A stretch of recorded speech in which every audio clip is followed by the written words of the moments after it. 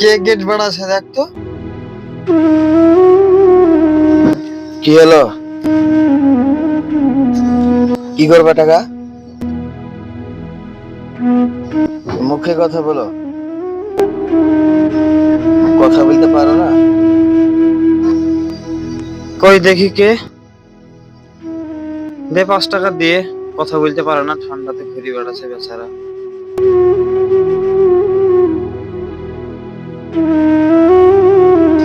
5 টাকা দিলা, এত তো একটা পানও হবে না।